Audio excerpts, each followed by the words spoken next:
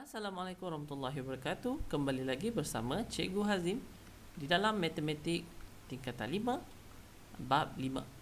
Okey, jadi jika kita teruskan macam mana kita nak identify, kita nak pakai transformasi yang macam mana. Okey, alright. Jadi di sini ada satu gambar rajah di mana kita nak tengok antara objek dengan image dia, apa perbezaan bentuk dia. Dan kalau kita tahu perbezaan bentuk dia, macam mana dia punya description dia. Adakah ini adalah pantulan, adakah ini putaran, adakah translasi ataupun pembesaran. Jadi pertama sekali kita tengok objek. Kalau clone atau tak clone. Clone ni maksudnya apa? Clone tu maksudnya saiz yang samalah. Okey. Kalau saiz sama, dia bukan pembesaran. Okey. Sebab kalau dia tak clone, saiz dia berbeza. Kalau saiz berbeza, dia pembesaran. Dia dibesarkan atau dikecilkan.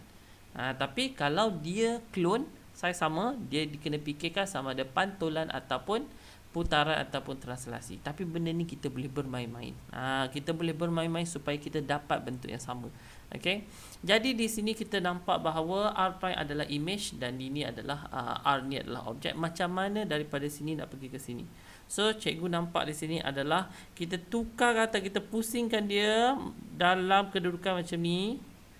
Kita pusingkan dia dalam kedudukan macam ni, lepas tu kita pantulkan dia. Okey, kita pantulkan dia. Bila pantulkan supaya jarak ni sama. Pantulkan macam ni ke, mana-mana pun boleh dan sebagainya. Okey, alright.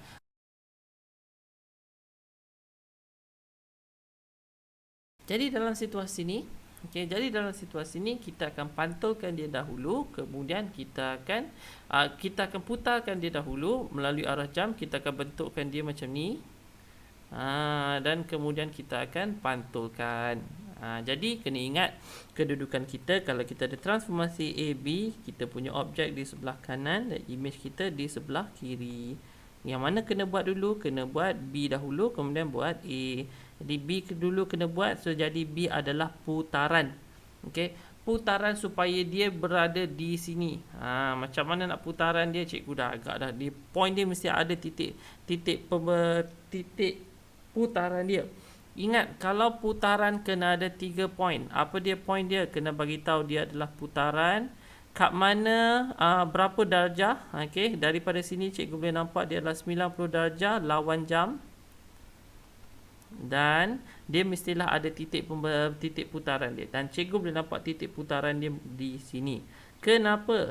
Pusing sini 90 darjah arah lawan jam. Kemudian pusing sini akan terbentuklah dia punya image di sini. Okey, alright. Adik-adik boleh tengok. Kalau cikgu letak titik putaran cikgu di situ, akan terbentuk di mana? Cikgu akan lukiskan di sini apa image cikgu yang kalau cikgu putarkan dia. Koordinat titik putaran cikgu adalah 46. Putaran 90 degree lawan jam pada 46 sebagai punca. Okey, sebagai punca. Jadi di sini koordinat dia, cikgu akan bentukkan dia punya putaran dan kita bentukkan dia punya image pada R di sini adalah di sini. Okey, so ini kita punya R prime. Bila kita dah bentukkan R prime di sini, ingat kena buat A pula. A ni pula macam mana? A kan cikgu dah cakap dia bermain dengan pantulan. Jadi kita pantulkan dia. Kita pantulkan dia pada line di sini. Jadi dia adalah pantulan. Dan pantulan adalah pada paksi X sama dengan 6. Line X sama dengan 6. Barulah kita akan terbentuk R double prime di situ. Jadi itu cara kita nak bermain. Jadi kat sini cikgu bukannya nak bagi tahu nak macam mana nak describe penuh-penuh semuanya. Adik-adik tahu nak describe penuh-penuh macam mana. Okey, kita rujuk dia punya nota dan sebagainya. Cumanya kena tahu pilih nak bermain macam mana. Okey, sebagai contoh di sini dia bagi tahu bahawa A double prime adalah image bagi A. Jadi A yang colour pink yang besar ni adalah image, yang kecil tu adalah objek. So, clone atau tak clone? Tak clone. Bila tak clone, mesti akan berkenaan dengan pembesaran. Bukan pembesaran sahaja, dia ada gabungan transformasi. Dia ada satu lagi. Jadi, apakah yang satu lagi di sini? Yang satu lagi di sini kita boleh fikir macam-macam. Jangan pantulkan, nanti pantulkan jadi pelik. Okay?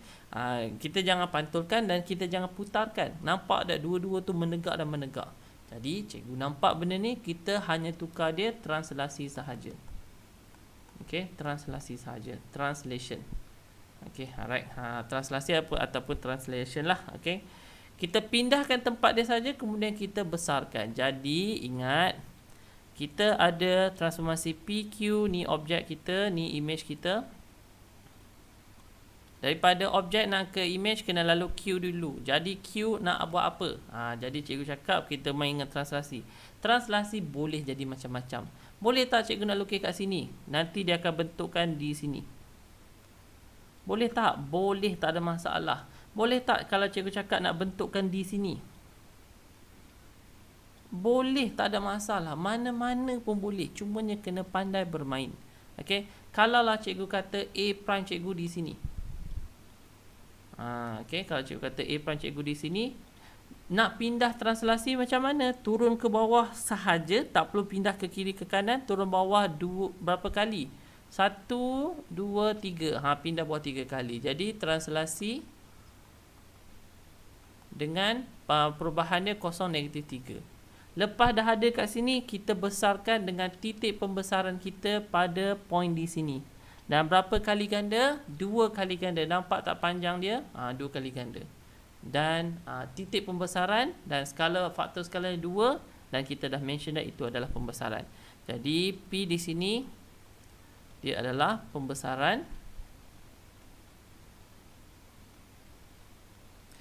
Faktor skala dia berapa? Kita dah kata dia dengan 2 kali ganda. Jadi faktor skalanya adalah 2. Dengan punca pembesarannya dekat mana? Punca pembesarannya dekat titik hitam di sini. Dia adalah 3 dan 6. Okey, 3 dan 6.